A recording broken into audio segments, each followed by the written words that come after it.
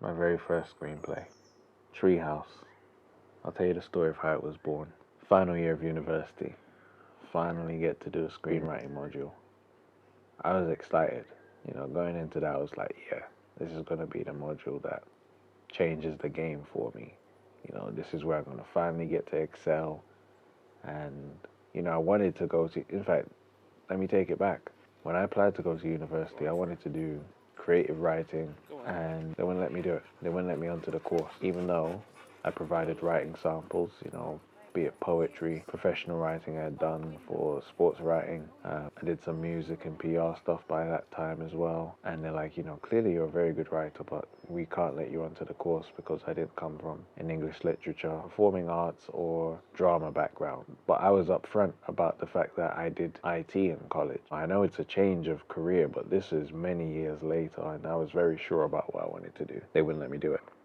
Me being the pragmatist I am, I argued that, I could do any course I wanted for the first year and then transfer onto the second year of the creative writing course, for instance, as long as I passed the first year. So I was like saying to them, well, it would make more sense, it'd be more beneficial to them and myself if they let me do the course from the first year, because then I'd pick up the soft skills and the intangibles I need to, be successful in the course going forwards. They refused, and what they offered me was media.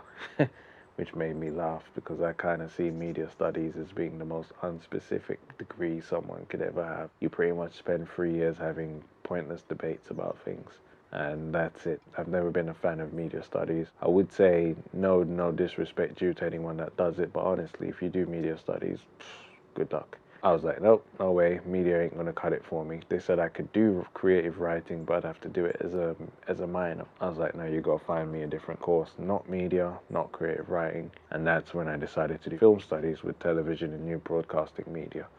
Boy, that's a big mouthful, isn't it? And yeah, so essentially a lot of the modules revolved around the history of television, the history of film. We got like one practical module every semester. But yeah, we never did any serious screenwriting. So when that came around in the second semester of the final year, that's when I thought that, this was going to be my chance to shine. And I remember the first tutorial we went to for the screenwriting module, it was this guy telling us how successful he was. He used to write on Brookside. He has a £5 million house in Clapham. I remember being immediately turned off by all of that, because number one, Brookside, not many people have even heard of. Brookside was a soap opera many years ago. I think it was like the Merseyside EastEnders, if you like.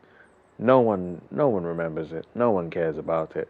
And let's be honest, if he has a £5 million house in Clapham now, certainly didn't pay $5 million for it. So, this idea that, look at me, I'm a superstar, I've done it, and I've got this big house to show, it just rubbed me completely the wrong way. So, then another thing that he said, which was red flaggy, was I get one good idea every 2 or 3 years. I'm like, hang on a second. I have ideas every day. This guy has one good idea every 2 to 3 years. He's teaching many students with many ideas. Are you telling me this guy is not going to get tempted to steal something? Even slightly. So, my distrust, my kind of level of skepticism rose with each passing lecture. And then when we were given the assignment of writing a screenplay, I noticed that, there was no kind of preceding tutorial of how to use the screenwriting software. It was like, download Celtex and off you go. Celtex is a load of crap, by the way. Very hard to use, very hard to export things. It's free, but, it comes at the cost of your sanity.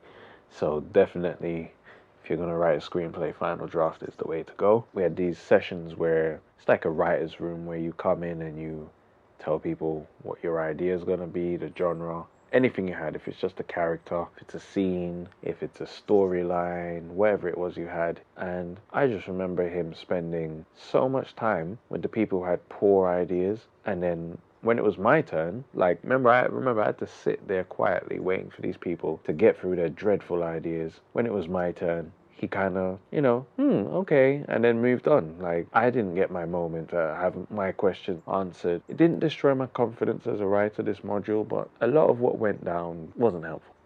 when it was time to hand in the drafts that we'd been working on, bearing in mind I'd never written a screenplay before and I had issues with Celtics, so I ended up trying to copy and paste into Word. It didn't work properly, and instead of them asking what's happened or saying, I know you know how to format a screenplay, what happened, it was, you have no understanding of the English language or the form of the form required for screenplays, blah, blah, blah, blah, blah. It was very negative, very personal, and I have a theory that the only reason that this feedback occurred the way it did was because this person knew that it was the end of the second semester. We most likely would never see this person again, and I haven't seen him since. It takes a special kind of cowardice to say things about people knowing full well they can't respond or defend themselves.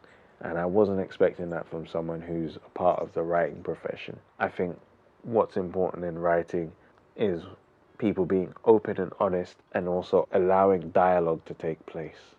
Not just you're right, I'm wrong. How can we both get to a point where we understand each other, improve and grow each other from this experience? And yeah, that didn't happen.